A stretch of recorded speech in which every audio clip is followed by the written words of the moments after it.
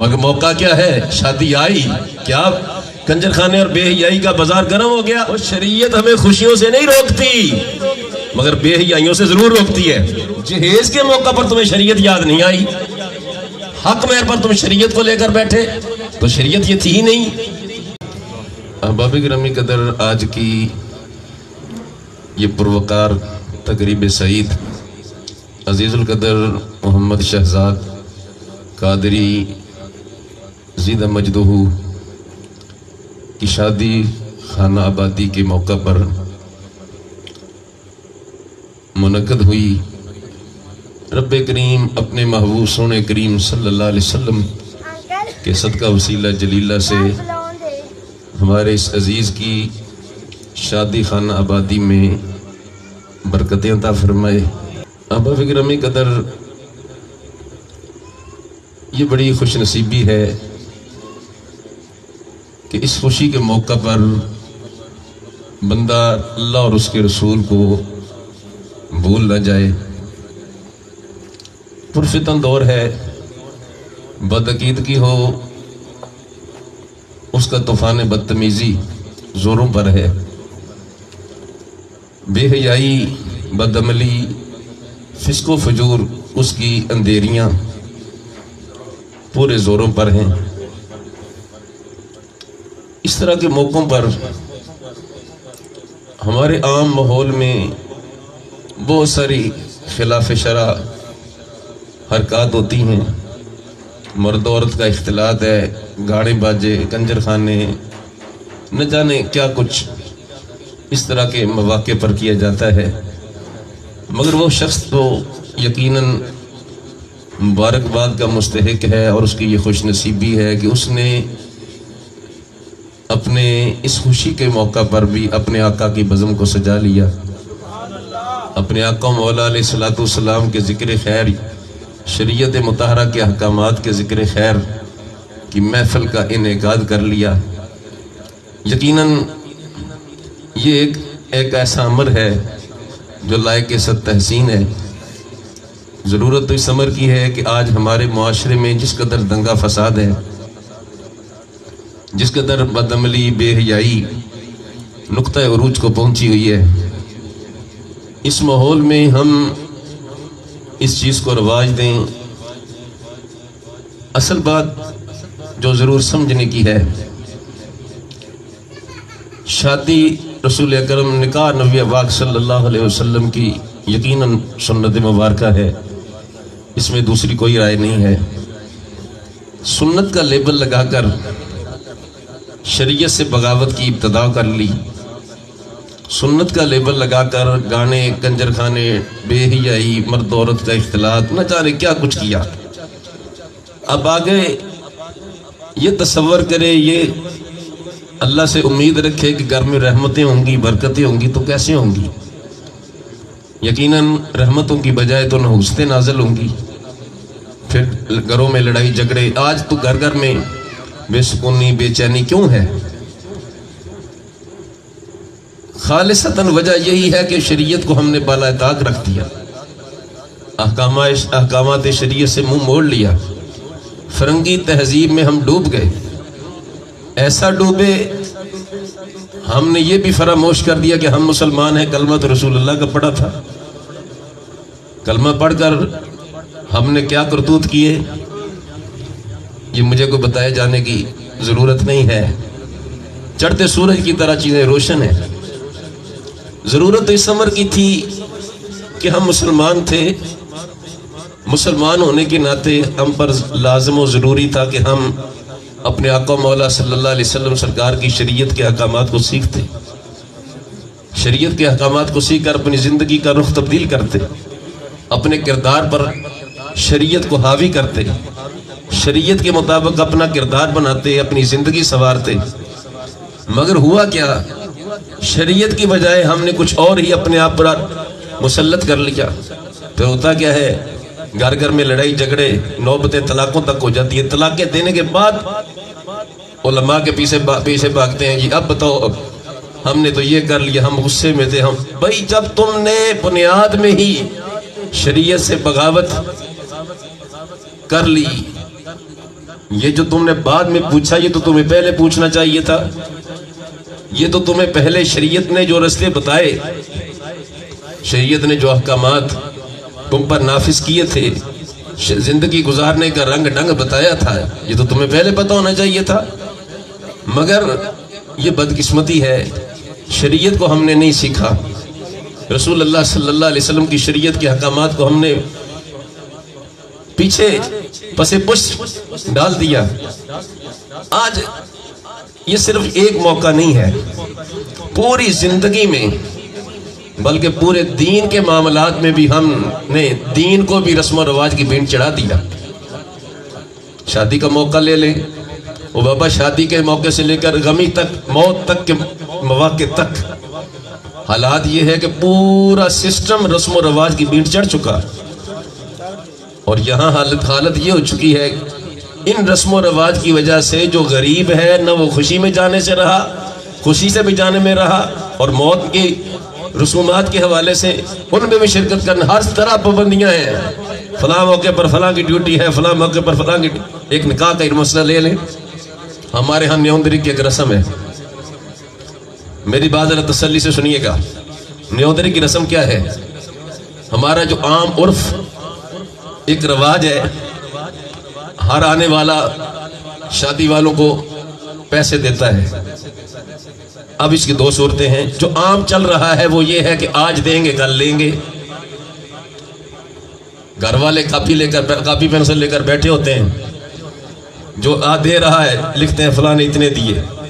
مگر آگے کیا ہے؟ جب ان کا کوئی موقع ایسا ہوتا ہے اس کو ڈبل دیتے ہیں یا اس پہ کچھ اضافہ کر کے دیتے ہیں. اگر تو یہ سسٹم ہے، آج دیا ہے کل لیں گے، تو یہ تو قرض ہے. تو قرض میں تو 1 روپے کا نفع اضافہ کر دیا تو یہ سود ہوگا. ہم نے بات کہاں تھی رہنی؟ تو اس موقع پر چاہیے تھی، اس طرح رہنی چاہیے تھی کہ ہم اپنے بھائی، ہم اپنے بچے، ہم اپنے عزیز کی شادی میں یا عزیزہ کی شادی میں شریک ہوئے. ہمیں تو محبت کے طور پر اس کو تحفہ دینا چاہیے تھا. لینے دینے کے چکر کی بجائے اگر ایسا ہی کر لیا جائے کہ ہم اپنی تحفہ محبت کے طور پر دیں تو پھر کوئی مسئلہ پیش نہ آئے. مگر ہوتا کیا ہے؟ اب نیوندرے کے حوالے سے یہ ایک رسم چلنے کے لیے، میں یہ نہیں کہہ رہا، یاد رکھیے کہ یہ نیوندرا لینا دینا جائز نہیں ہے، یہ نہیں کہہ رہا، مگر طریقے کو میں ضرور بات کر رہا ہوں کہ اس طریقے سے جائز ہے، اس طریقے سے جائز نہیں ہے. نعرہ تکبیر، نعرہ رسالت، تاجدار ختم نبوت، تاجدار ختم نبوت، صحابی نبی، صحابی نبی، نعرہ حیدری. اس کی ایک اور جہت دیکھیے. بچے کا رشتہ کرنا ہے تو جہیز کا مطالبہ کرنا ہے، پھر جہیز کا مطالبہ کرنا ہے. مگر جب حق مہر کی باری آئے گی پھر کوشش کرنی، مولوی صاحب شریعت کے مطابق 32.5 روپے حق مہر لگی، یہ تمہارے ابے نے بنایا ہے، یہ کہاں سے آیا؟ جہیز کے موقع پر تمہیں شریعت یاد نہیں آئی، حق مہر پر تم شریعت کو لے کر بیٹھے، تو شریعت یہ تھی ہی نہیں. جہیز، اور اللہ کے محبوب سے بڑی دنیا میں کون سی ہستی ہے؟ اللہ کے محبوب اکرم فرماتے ہیں اپنی زوجہ محترمہ ام المؤمنین مخدوم سیدہ کائنات صدیقہ کائنات حضرت عائشہ صدیقہ رضی اللہ تعالیٰ عنہ سے فرمایا عائشہ اگر میں چاہوں تو یہ پہاڑ بھی میرے ساتھ سونے کے بن کے چلنے لگیں. یعنی اللہ نے اپنے حبیب کو اتنا اختیار دیا، ایسا مالک و مختار بنایا کہ سب سے اولا ہو اعلیٰ ہمارا نبی، سب سے بالا ہو والا ہمارا نبی. کون دیتا ہے دینے کو منہ چاہیے، دینے والا ہے سچا. وہ تو ایسی حبیب ہے کہ واہ کیا جود و کرم ہے شہ بتا تیرا، نہیں سنتا ہی نہیں مانگنے والا تیرا. پر جب جہیز کی باری آئی تو اپنی شہزادی کونین سیدہ طیبہ طاہرہ زاہدہ عابدہ سیدہ فاطمہ الزہرا کو رسول اللہ نے کیا جہیز دیا؟ وہاں شریعت تمہیں کیوں بولی؟ میں یہ نہیں کہہ رہا جہیز جائز نہیں ہے، جائز ہے، مگر مطالبے کرنا اس قدر بڑھا کر پیش کرنا کہ غریب کی بچی نکاح سے ہی رہ جائے، عمریں بیت جائیں، یہ ظلم نہیں تو کیا ہے؟ ہاں اگر کوئی باپ اپنی بچی کو جہیز دینا چاہے تو جائز ہے، اپنی بچی کو دے رہا ہے جائز ہے، مگر مطالبے غلط ہیں۔ رسول اکرم صلی اللہ علیہ وسلم نے اپنی شہزادی کونین کو کیا جہیز دیا بتائیے ذرا، کتنی بڑی لسٹ ہے، ہمارے لیے اسوہ حسنہ نہیں ہے کیا؟ اس سے آگے آ جائیے، حق مہر کا مسئلہ ہے، حق مہر کے مسئلے میں ہمیں 32 روپے حق مہر یاد آ جاتی ہے، کدھر سے آیا؟ اوہ اللہ کے محبوب اکرم صلی اللہ علیہ وسلم کی ازواج، حضور کی پاک بیویاں، حضور کی شہزادیاں، علامہ ہاشم ٹھٹوی نے اس پر مستقل رسالہ لکھا ہے، پوری کتاب لکھی ہے، اور انہوں نے ثابت کیا کہ حضور کی تمام ازواج مطہرات تقریباً سب کا حق مہر، سب کا حق مہر 400 درہم سے کسی کا بھی کم نہیں تھا۔ یہ 400 درہم آج کے کتنے لاکھوں روپے بنتے ہیں، مگر ہم نے کیا کر دیا؟ پورے کا پورا دین جناب رسم و رواج کی مین چڑھ چکا۔ یہ ہمارے لیے لمحہ فکریہ ہے۔ اس سے اور آگے آ جائیے، اب غریب آدمی کی بچی سے اول تو رشتہ ہوتا نہیں، امیر آدمی ادھر تو آتا نہیں، اگر چلو کہیں کوئی ایسا ہو بھی جائے تو ہمارے رواج کیا ہے؟ برات آئے گی، 100 بندہ ہوگا، 200 ہوگا، وہ خدا کے بندے یہ بھی دیکھو بیچارے میں پسلی بھی ہے کہ نہیں؟ ہم نے کہاں کا کہاں پہنچا دیا۔ ہمیں تو چاہیے تھا رسول اللہ کے اسوہ حسنہ سے مدد لیتے۔ حضور کتنی کتنی براتیں لے کر گئے، حضور کے شہزادیوں کی کتنی کتنی براتیں آئیں۔ احباب گرامی قدر، یہ نہایت قابل افسوس بات ہے کہ ہم نے شریعت کے لیول پر کیا کچھ کیا۔ یہ یعنی یہ موقع نکاح ہے، کہیں مہندی کی رسم ہے، کیا ہوتا ہے جی؟ اس میں کیا کنجر خانہ، گانے باجے، کیا کچھ ہو رہا ہے؟ اب بھی کوئی کسر ہے؟ غیرت کے جنازے نہیں نکل رہے؟ وہ جو رب کے حبیب نے سبق دیا کہ حیا ایمان سے ہے، حیا ایمان کا شعبہ ہے، حیا ایمان میں سے ہے، ہم نے اس کو بسے پوچھ نہیں ڈال دیا۔ اور بڑے بڑے لوگ، حاجی نوازی جو ہے وہ بچے بچیوں کی خوشی کا موقع ہے، یہ بغیرتی نہیں تو کیا ہے؟ یعنی بے حیائی کو خوشی کا موقع کا لیبل لگا کر شریعت سے بغاوت، یہ مسئلہ ہی نہیں ہے۔ گانے بازی کی رسم لے بھائی، اللہ کے محبوب نے، اور یار دنیا میں رسول اللہ سے بڑی ہستی کون ہے؟ حضور کی پاک ازواج مطہرات کی بارگاہ ہے، حضور کی بارگاہ میں ہے، رسول اکرم کی پاک بیویاں حضور کی بارگاہ۔ ایک نابینا صحابی حاضر بارگاہ ہونا چاہا، حضور نے اپنی پاک ازواج کو فرمایا پردہ کرو۔ کون ازواج ہیں پتہ ہے نا سب کو، بتائے نہیں جانے کی حاجت تو نہیں ہے نا کہ وہ مومنوں کی کیا لگتی ہیں، وہ مائیں ہیں نا، روحانی اماں جان ہے نا، روحانی مائیں ہیں نا، اور ان کے بارے میں تو غلط خیال کرنے والا بھی مسلمان نہیں رہے گا۔ مگر رسول اکرم نے کیا فرمایا؟ پردہ کرو۔ حضور نے کیا فرمایا؟ پردہ کرو۔ ایک زوجہ محترمہ نے عرض کیا سرکار یہ تو نبی نے فرمایا تم تو نہیں ہو۔ اور آج ہم اپنی بچیوں کو کیا سبق پڑھا رہے ہیں، اپنے بچوں کو کیا سبق پڑھا رہے ہیں؟ وہ خدا کے بندو، یہ موقع رب کا شکر کا ہے، شریعت سے بغاوت کا نہیں۔ اس موقع پر تو رب کا شکر کرو، اس کی بارگاہ میں نفل پڑھو، بچوں کو بھی تبلیغ کرو۔ آتے ہی بچی اور بچے کی ایسی تربیت ہو کہ وہ رسول اللہ صلی اللہ علیہ وسلم سرکار کے رنگ ڈنگ میں ڈلے ہوئے ہوں۔ مگر موقع کیا ہے؟ شادی آئی، کیا کنجر خانے اور بے حیائی کا بازار گرم ہو گیا۔ اور آپ کے محبوب اکرم صلی اللہ علیہ وسلم کی ایک حدیث کا یہ بھی خلاصہ ہے، حضور فرماتے ہیں جس نے بد نظری کی، جس کی طرف کی گئی وہ بھی راضی ہے، دونوں پر رب کی لعنت ہے۔ ایک حدیث میں یہ بھی آیا، رسول اللہ نے فرمایا عورت گھر کی چار دیواری میں ہوتی ہے، اللہ کی رحمت سے قریب تر ہوتی ہے، گھر سے باہر نکلتی ہے تو شیطان اس کو جانگتا ہے۔ چلیے ایک حدیث اور سن لیجئے۔ رسول اللہ صلی اللہ علیہ وسلم کی بارگاہ ہے، صحابہ کا مجمع ہے، فرمایا کون میرے سوال کا جواب دے گا؟ سوال یہ ہے عورت کے لیے سب سے بہتر کون سی چیز ہے؟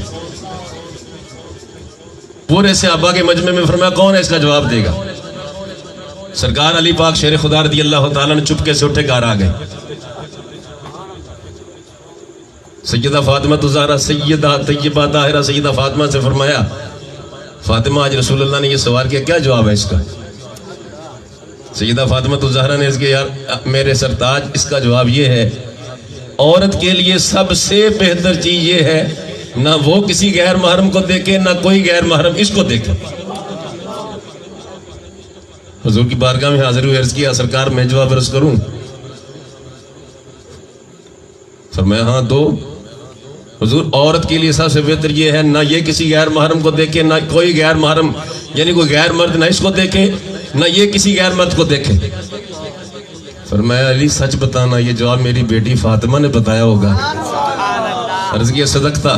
فرمایا اسی لیے تو میں کہتا ہوں فاطمہ میرے جگر کا ٹکڑا ہے. اس سبق تو یہ پڑھانا چاہیے تھا. ہم نے کیا سبق پڑھایا؟ غیرتوں کے جنازے، پھر آئے دن کثیر خبیث واقعات، پھر کفے افسوس ملنے کا مقصد. ہم نے ابتدا میں ہی بنیاد میں ہی غلط یہ تربیت نہیں کی، شریعت نہیں سکھائی. شریعت کے احکام کی بجائے بچے کے ہاتھ میں موبائل دے کر بے حیائی کا دروازہ ان کے سامنے کھول دیا. احباب گرامی قدر آج ہمیں میرے سمیت ہم سب کو اپنے گریبان میں نہیں جھانکنا چاہیے. شریعت تو ہے عمل کرنے کے لیے، اور شریعت ہمیں خوشیوں سے نہیں روکتی مگر بے حیائیوں سے ضرور روکتی ہے. یہ بات لبرل اور اس قسم کے جو بات کہتے ہیں جی دین میں سختی نہیں ہے، ہم کہتے ہیں بیوقوف سختی نہیں ہے، پابندی تو ہے. بندی تو ہے.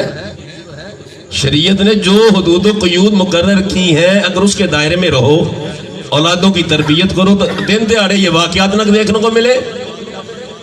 اس سے اور آگے آ جائیے، ولیمے کا موقع ہو، دیگر مواقع ہوں، مہندی کی رسم سے لے کر گانے باجے کی بہتات ہے. اللہ کے محبوب فرماتے ہیں گانا حرام ہے، اس سے لذت لینا کفر ہے، اس کی مجلس میں بیٹھنا گناہ ہے. ہم نے کیا کیا؟ اور ایک حدیث میں یہ ہے کہ جس نے گانا سنا خواہش نفسانی پر مبنی، نفسانی خواہشات کو ابھارنے والے جس کو گانا کہتے ہیں، فرمایا جس نے گانا سنا قیامت کا دن ہوگا اس کے کانوں میں سیسا ہوا پگھلا ہوا سیسا ڈالا جائے گا. اور کما قال نبی صلی اللہ علیہ وسلم. آج ہم کس موڑ پر کھڑے ہیں، کیا کر رہے ہیں؟ ہمیں اپنی خبر نہیں لینی چاہیے کیا؟ آج بچی کا رشتہ کرنا، بچے کا رشتہ، یہ تو دیکھتے ہیں حسن و جمال کی کیا صورت ہے، مال و متاع کی کیا صورت ہے، جائیداد وغیرہ کی کیا صورت ہے، کام کاج کیا ہے، مگر کبھی یہ بھی دیکھا اس کا عقیدہ کیا ہے، اس کے پلے ایمان بھی ہے کہ نہیں ہے. وہ حدیث میں آیا ہے، حدیث میں ہے سب سے پہلے دین کو دیکھو. آج ہمارے ماحول میں یہ فساد جو برپا ہے بدعقیدگی کا، اس میں بڑا کردار اس چیز کا ہے. ہر چیز کو دیکھا، دین نہیں دیکھا. وہ گستاخ ہے، بے ادب ہے، رب رسول کا ہے، صحابہ کا ہے، اہل بیت کا ہے، نہیں دیکھا. ظاہری ٹیپ ٹاپ دیکھی، ظاہری مال و متاع دیکھا، مظاہری جناب کام کاج کو دیکھا. خدا کے بندے سب سے پہلے تو دین دیکھو. دین کی بنیاد پر سب سے پہلا فیصلہ تو دین کا ہونا چاہیے، دین کے اعتبار سے ہونا چاہیے.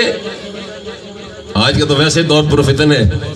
اس پرفتن دور میں چاروں طرف سے بے ایمانیاں، بے حیائیاں، بدعقیدگیاں، ان کے طوفان بدتمیزی زوروں پر ہیں، طوفان بدتمیزی برپا ہیں. اور ہم سب کو اپنے گریبان میں ضرور جھانکنا چاہیے کہ ہم مسلمان ہیں. تو مسلمان ہونے کا تقاضا کیا تھا؟ نعرے تو بڑے ہم بہت لگاتے ہیں، غلامی رسول میں موت بھی قبول ہے. وہ تمہیں موت قبول ہے، نماز تمہیں قبول نہیں ہے. موت آسان ہے کہ نماز آسان ہے؟ موت تمہیں قبول ہے، نماز تمہیں قبول نہیں ہے. رسول اللہ فرماتے ہیں نماز میری آنکھوں کی ٹھنڈک ہے، نماز کے قریب نہیں پھٹکتا، کہتا ہے موت مجھے قبول ہے۔ شریعت تمہیں قبول نہیں ہے، سود کو چھوڑنا تمہیں قبول نہیں ہے، شراب خانہ، کنجر خانہ، گانے باجے کو چھوڑنا تمہیں قبول نہیں ہے، بے پردگی تمہیں چھوڑنا قبول نہیں ہے، کہتا ہے غلامی رسول میں موت بھی قبول ہے۔ موت تمہیں قبول ہے تو رسول اللہ کا چہرہ داڑھی والا بھی قبول کرنا۔ حضور صلی اللہ علیہ وسلم نے جس کی تاکید کی ہے وہ غیر مسلم حضور کے سامنے داڑھی منڈا کے حضور ان سے چہرہ انور پھیر لیتے ہیں، اور اگر رسول اللہ کے سامنے تو جائے تو کیا بنے گا؟ کیا بنے گا؟ یہ نہیں سوچنا چاہیے آج ہمیں۔ شریعت آج میلاد تو مناتے ہیں، یقیناً برحق ہے، میلاد یقیناً اہل سنت کے ایمان کی جان ہے کہ اللہ نے ہمیں اپنے محبوب کی خوشیوں کے لیے منتخب کیا، یہ اللہ نے ہمیں شرف بخشا، مگر میلاد کا یہ مقصد نہیں کہ خوشی مناؤ، جو حضور پیغام لے کے آئے اس کو پس پش ڈال دو۔ میلاد مناؤ، حضور کی سیرت اپناؤ، رسول اللہ جو پیغام لے کر آئے اس کو قبول کرو، زندگی رسول اللہ کے طریقے کے مطابق گزارو، حضور کے رنگ ڈنگ کے مطابق گزارو، اپنی اولادوں کی تربیت کرو، شریعت کی احکام ضروری سکھاؤ۔ اور ہمارا حال تو یہ ہے کہ ہمیں تو غسل کے فرائض تک کا پتہ نہیں ہوتا، ہمارا حال تو یہ ہے ہمیں تو نماز کے فرائض واجبات تک کا پتہ نہیں، کہاں نماز پڑھنے کی ٹوٹتی ہے، کہاں نہیں ٹوٹتی، کہاں سجدہ صاحب سے ہوگی، کہاں سجدہ صاحب سے بھی نہیں ہوگی، کتنے لوگوں کو پتہ ہے؟ اول تو مسجد میں جانا نہیں ہے، اگر جانے کی کوئی فرصت مل بھی جائے تو اس وقت جانا ہے، مولوی صاحب نے کہا اللہ اکبر، سلام بعد میں پھیرنا ہے، بھاگنا پہلے ہے، تو دین تمہیں کیسے آئے گا؟ یہ باتیں سمجھیے، ہم مسلمان ہیں، ہمارے ذمے یہ فرض بھی ہے، قرض بھی ہے۔ شریعت کے احکام کا سیکھنا ہر مسلمان پر فرض عین ہے۔ رسول اللہ فرماتے ہیں دین کا ضروری علم حاصل کرنا ہر مسلمان پر فرض ہے۔ حضور فرماتے ہیں صلی اللہ علیہ وسلم فرض ہے، مگر ہم نے اس فرض کو پیچھے کر دیا، دنیاوی تعلیم کو پروٹوکول دے کر اولادوں کے لیے لاکھوں روپے لگائے۔ ہر بچے کی خواہش ہے میرا بچہ MBBS ڈاکٹر بن جائے، انجینئر بن جائے، فلاں فلاں۔ میں یہ نہیں کہہ رہا نہیں بن جائے، قطعاً نہیں کہہ رہا نہیں بن جائے، خواہش ہے انجینئر بن جائے، MBBS ڈاکٹر، فلاں فلاں فلاں فلاں منصب والا بن جائے، مگر ہمیں گربانے میں نہیں جاگنا چاہیے۔ کبھی ہم نے یہ بھی سوچا میں اور میرا بچہ صحیح مسلمان ہی بن جائے۔ مسجد میں اول تو بچہ جائے گا نہیں، جائے گا مولوی صاحب چھٹی جلدی دینا، اس نے اسکول جانا ہے، 24 گھنٹوں میں 18 گھنٹے تو اسکول ہے، دین کی تو ضرورت ہی نہیں سمجھی۔ پھر نوست کیا ہوئی؟ ابا مر گیا، ممی ڈیڈی کے ماحول کا بیٹا ابے کے قریب پھٹکنا گوارا نہیں کر رہا، مولوی کو ڈھونڈو، مولوی اس کو غسل دے، مولوی اس کے کپڑے اتارے، مولوی سارا کام کرے، محلے میں نہیں ملا یار دوسرے محلے سے ڈھونڈ لاؤ، دوسرے علاقے سے ڈھونڈ لاؤ۔ وہ خدا کے بندے جو دین سکھایا ہوتا، تیرا بچہ تیرے اپنے ہاتھوں سے تو تجھے غسل دے دیتا، تیری آخری رسومات میں شرکت تو کر لیتا، جیسے لوگوں کے جنازوں میں دھوکے کر رہے ہیں تیرے ساتھ تو دھوکہ نہ کرتا۔ رسول اللہ اسی لیے تو فرما رہے ہیں شریعت کے احکام کا سیکھنا مسلمان پر فرض ہے۔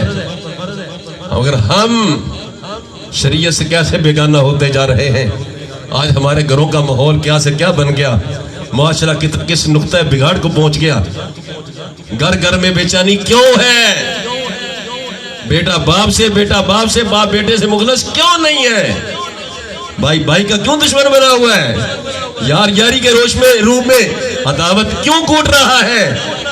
ایک ہی نحوست ہے، شریعت سے بغاوت کی، حضور کی شریعت کو پس پش ڈالنے کی۔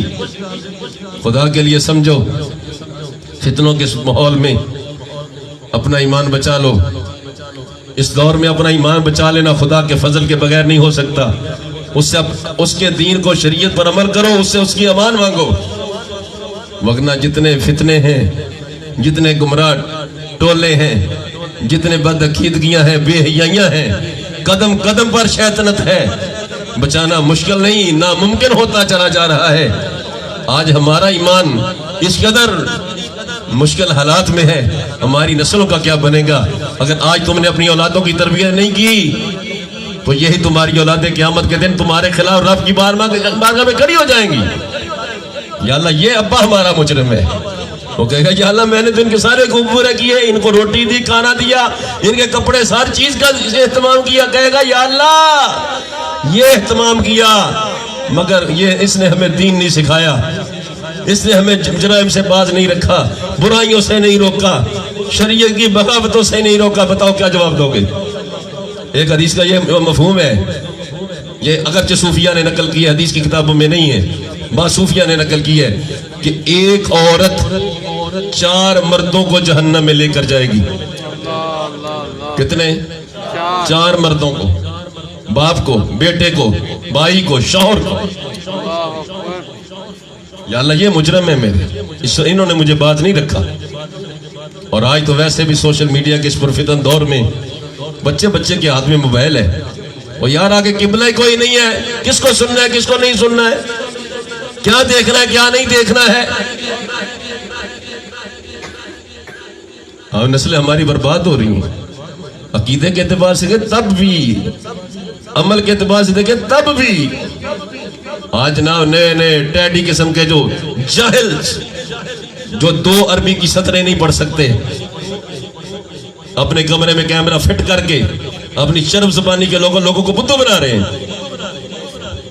اور ہماری جو نوجوان نسل ہے, ہمارے جو بچے ہیں, کوئی قبلہ نہیں, کس کو سننا ہے کس کو نہیں سننا ہے. نسلیں برباد ہو رہی. خدا کے بندو سمجھو, اس بات کو بغور ہوش کے ناخن لو, اپنی اولادوں کو کنٹرول کرو. صرف سننے کے لیے کچھ صحیح العقیدہ سنی عالم ہو بس. کسی بد عقیدہ کو سننا حرام ہے. یہ جو ایک نیا داعیہ شیطنت کی طرف سے آیا, شیطانی راہوں سے آیا, وہ خود قرآن پڑھو تمہیں سمجھ آ جائے گی. میں کہتا ہوں بے وقوف ہو, یہی تمہاری جہالت ہے. قرآن عربی میں تھا, عربوں میں نازل ہوا. اگر خود پڑھ کر سب سمجھنے والے ہوتے یا سمجھ سکتے تو رسول اللہ کو پڑھانے کی حاجت کیا تھی؟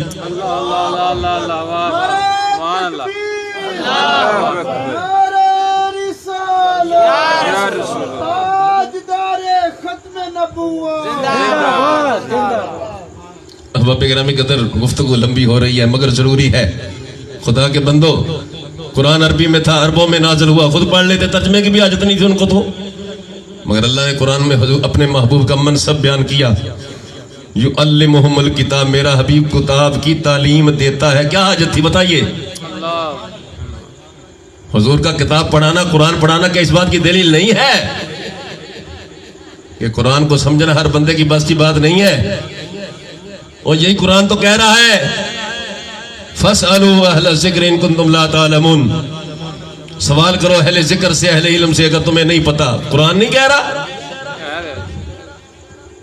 خود قرآن پڑھو, خود سمجھ آ جائے. کیسے سمجھ آ جائے گی؟ عربی تمہیں آتی نہیں, سمجھ کیسے آ جائے گی؟ مولوی کا تو پھر بھی بہت آ جائے. قرآن نہیں کہہ رہا وَتِلْكَ الْأَمْثَالُ نَضْرِبُهَا لِلنَّاسِ وَمَا يَعْقِلُهَا إِلَّا الْعَالِمُونَ. ہم جو قرآن میں مثالیں بیان کرتے, نہیں جانتے, نہیں کو عقل رکھتے, نہیں شعور رکھتے, مگر علماء. قرآن کی آیت ہے, یہ بات ہی جہالت ہے. خود قرآن پڑھو, خود سمجھ آ جائے. کیسے سمجھ آ جائے گی؟ وہ انگریزی سیکھنی ہو, کسی انگریزی دان سے سیکھنا پڑے گی. ریاضی سیکھنی ہو, کسی ریاضی دان سے. فزکس, کوئی بھی دنیا کا فن خود پڑھ کے کیسے آ جائے گا؟ تو قرآن یہ دینی لوارث ہے, نعوذ باللہ. کہ ہر ایرا غیرہ نتو غیرہ, جس کو اللہ بے کا نہیں پتا وہ کہتا ہے میں محقق ہوں. ان ٹیڈی سکالروں سے بچو, اپنا ایمان بچاؤ, اپنی اولادوں کا ایمان بچاؤ, ورنہ قرآن اعلان فرما رہا ہے یُدِلُّ بِهِ کثیرًا وَیَہْدِی بِهِ کثیرًا. اس قرآن کو پڑھ کر کے ہدایت پاتے کہ گمراہ ہوتے ہیں. قرآن پڑھنے والے نہیں ہیں کیا؟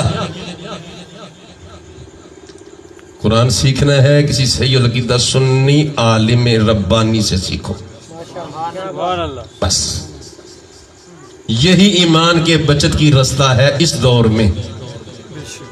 اور اس دور میں اہل سنت کے لیبل پر بھی بڑے ڈبہ پیر ہیں, بڑے فراڈی ہیں, بڑے جعلی نقیب خطیب ہیں جو اہل سنت کا لیبل لگا کر کام دوسروں کا کر رہے ہیں. ان سے بھی بچو. دور حاضر میں اپنا محور و مرکز اگر ایمان بچانا ہے، سمجھنا چاہتے ہو تو وہ بریلی کا بابا امام احمد رضا ہے. بس اس اپنے سرزمین میں سمجھنا ہے تو محدث اعظم ہے. کسی اگر کوئی بھی یاد رکھیے گا آج کے دور میں یہ ایمان بچانے کا رستہ، مختصر 2-4 باتیں کر کے میں اپنی بات کو ختم کر رہا ہوں جو کہ وقت کی بھی کافی ہو گیا. یہ یاد رکھیے، عقیدہ اور شریعت پہلے ہے، شخصیت بعد میں ہے. کسی مولوی، کسی عالم، کسی پیر کی وجہ سے عقیدہ نہیں چھوڑیں گے، شریعت نہیں چھوڑیں گے. کسی عالم یا پیر کو پرکھنا ہے، شریعت سے پرکھیں گے. شریعت پہلے ہے، عقیدہ پہلے ہے، شخصیت بعد میں ہے. آج بڑے لوگ بے راہ رہے ہیں، گمراہ ہو رہے ہیں، وہ رافضیت کی دلدل میں پھنسا ہوا ہے، کوئی دیگر بدعقیدگیوں کے منزلوں میں جا پھنسا. مگر یاد رکھیے ہدایت کا رستہ ایک ہی ہے جس کو رسول اللہ نے بیان کیا کہ میری امت کے 73 فرقے ہیں، جنتی ایک ہے جس کا نام اہل سنت ہے. 14 صدیوں میں امت کے سارے اکابر کا عقیدہ اہل سنت ہے. جہاں ہمارا عقیدہ ٹھیک ہے وہاں ہمارا عمل بھی ٹھیک ہونا چاہیے، وہاں ہمارا عمل بھی صالح ہونا چاہیے. جس طرح ہمارے اس عزیز نے، محمد شہزاد نے اپنی شادی کے موقع پر رسول اللہ کی شریعت کے ذکر خیر، حضور کے نبی پاک صلی اللہ علیہ وسلم کے ذکر خیر کی بزم کو سجایا. خدا کے لیے سمجھو، اپنے گھروں میں دین سیکھنے سکھانے کا اہتمام کرو، اولاد کی تربیت کرو، خود دین حاصل کرو، دین کی تعلیم حاصل کرو، اپنی اولادوں کو سکھاؤ. سب سے بڑا اس موقع پر جو ضروری امر ہے وہ یہی ہے، خود دین سیکھو، عقیدہ اہل سنت پر قائم رہو، دین کو سیکھو، اپنی اولادوں کو سکھاؤ، اپنے دوست احباب تک پیغام پہنچاؤ، بدعقیدگیوں سے بچو، بد عملیوں سے بچو. اپنی بچیوں کی وہ تربیت کرو جو رسول اللہ نے اپنی شہزادیوں کی کر کے ہمیں بتایا. رسول اللہ صلی اللہ علیہ وسلم، رب کے محبوب اکرم صلی اللہ علیہ وسلم نے وہ تربیت جو کی ہے اس کو ہمیں آج ضرورت ہے اس امر کی ہم سمجھیں. رسول پاک کی شہزادیوں کی سیرت اپنی بچیوں کو پڑھاؤ، حضور کی ازواج مطہرات کی سیرت ہمارے اپنی عورتوں کو، اپنی گھر کی بچیوں کو پڑھاؤ تاکہ تربیت ہو سکے، گھروں کے گھر برباد ہونے سے بچ جائیں. اور یہ یاد رکھیے ورنہ وہ وقت آئے گا جب موت کا فرشتہ آ جائے گا، موت کا فرشتہ آ کر روح قبض کرے گا، جب اپنے رو رہے ہوں گے، بیگانے خوشیاں منا رہے ہوں گے، جبکہ اپنے تو اپنے تن کے کپڑے بھی اتار لیں گے، وہی لٹھے کا کفن پہنائیں گے جو ایک لوارث کو پہنایا جاتا ہے. مال و متاع ہے، جائیداد ہے، کار ہے، جو کچھ ہے وہ رسا قابض ہو جائیں گے. اپنے کندھوں پر لاد کر ویرانے قبرستان میں لانے والے تیرے دشمن نہیں ہوں گے، تیرے ویری نہیں ہوں گے، تیرے اپنے، تیرے پیارے ہوں گے، تیرے دشمن نہیں ہوں گے، تیرے اپنے ہوں گے. ایک گڑھا کھود کر اس میں رکھ کر مٹی ڈالنے والے تیرے ویری نہیں، تیرے اپنے ہوں گے. سوچ لے، باپ ہے تو اس سے بڑا پیار کرتا ہے، مٹی ڈال کے کہے گا اچھا بیٹا خدا حافظ. بیٹا ہے ابے سے بڑا پیار کرتا ہے، مٹی ڈال کے کہے گا ابا خدا حافظ. بھائی یار، اچھا یارا خدا حافظ، اچھا بھائی خدا حافظ. جو کہتا ہے یارا تیرے بغیر میں زندہ نہیں رہ سکتا، مر جاؤں گا، وہ بھی مٹی ڈال کے کہے گا اچھا یارا خدا حافظ. سوچ لے، جو جب سارے ساتھ چھوڑ کے آ جائیں گے وہاں کام کون آئے گا؟ وہاں وہی مدینے کا تاجدار آئے گا، رب کا حبیب آئے گا جس کا تو نے میں نے کلمہ پڑھا. اگر رسول اللہ نے فرما دیا چہرہ تیرا تو چہرہ میرے غلاموں جیسا نہیں، اللہ اکبر، تیری تو یاریاں میرے گستاخوں کے ساتھ تھیں، میرے صحابہ اہل بیت کو دشمنوں سے تھیں. میں نے تو کہا تھا نماز میری آنکھوں کی ٹھنڈک ہے، تو تو نماز کے قریب نہیں جاتا تھا. میں نے تو کہا تھا سود حرام ہے، شراب حرام ہے، گانا کنجر خانہ، گانا باجا یہ سب حرام ہے، اور تو انہی لاہو و لاب حرام کاریوں میں پڑا رہا. سوچو رسول اللہ کو کیا منہ دکھائیں گے؟ آج وقت ہے، قیامت کے دن در در کے دھکے کھانے کے بعد وہی رب کا محبوب کام آئے گا. اگر رسول اللہ نے حشر کے میدان میں بھی فرما دیا کیا بنے گا؟ آج ہمیں اپنے نازک جسموں پر بھی رحم کھانا چاہیے. ہمارے عزیز نے اس بزم کو سجا کر ہماری ہدایت کے لیے کچھ ہمیں فراہم موقع کیا، ہمیں اس سے موقع سے فائدہ اٹھانا چاہیے. موت کا تو کچھ پتہ نہیں، پتہ نہیں یہاں سے ہمیں اٹھنا بھی نصیب ہوگا کہ نہیں ہوگا. اور خدا کے بندو اس سے پہلے کہ وہ وقت آ جائے سنبھل جاؤ، اپنے ایمانوں کو بھی بچاؤ، اپنے عملوں کو بھی بچاؤ، اپنے کردار کو بھی بچاؤ، اپنی اولادوں کو بھی بچاؤ۔ اللہ فرما رہا ہے یا ایھا الذین آمنوا قوا انفسکم واہلیکم نارا، ایمان والو خود بھی جہنم کی آگ سے بچو، اپنی اولادوں کو بھی جہنم کی آگ سے بچاؤ۔ ان ساری پلیتیوں سے بچ کر رسول اللہ کی غلامی میں آ جاؤ۔ سارے مسائل کا حل حضور کی غلامی میں ہے، ساری پریشانیوں کا حل رسول اللہ کی غلامی میں ہے، ساری بلاؤں کا حل رسول اللہ کی غلامی میں ہے۔ گھر گھر کی پریشانیاں، بے روزگاریاں، غربتیں، نہ جانے جو کچھ بھی ہے، یہ ساری پریشانیاں، یہ ساری وبائیں بلائیں حضور کی غلامی میں دفع ہو سکتی ہیں۔ آ جاؤ حضور کی غلامی میں، رسول اللہ کی بارگاہ میں حضور کی سچی پکی محبت اختیار کر لو، حضور کی غلامی اختیار کر لو۔ آج اس طرح ہمارے اس عزیز نے اس بزم کو سجایا، ایسی جو بزمیں ہیں، ایسی جو محافل اپنے گھروں میں سجاؤ، دین کو سیکھو، شریعت کو سیکھو، اہل سنت کے عقیدوں کو سیکھو، اہل سنت کے دشمنوں سے بچو، حضور کے گستاخوں سے بچو، صحابہ اہل بیت کے دشمنوں سے بچو۔ جو رسول اللہ کے پیاروں کا گستاخ ہے اپنا دامن اسے چھڑا لو ورنہ ایمان برباد ہو جائے گا۔ ان باتوں کو سمجھیے۔ رب کریم کی بارگاہ میں دعا کرتے ہیں مولا کریم اپنے حبیب کے صدقے شریعت مطہرہ کے احکام و مسائل ہمیں سیکھنے، ان پر عمل کرنے، مذہب حق اہل سنت پر ہمیں زندگی، اسی پر ہمیں موت عطا فرمائے۔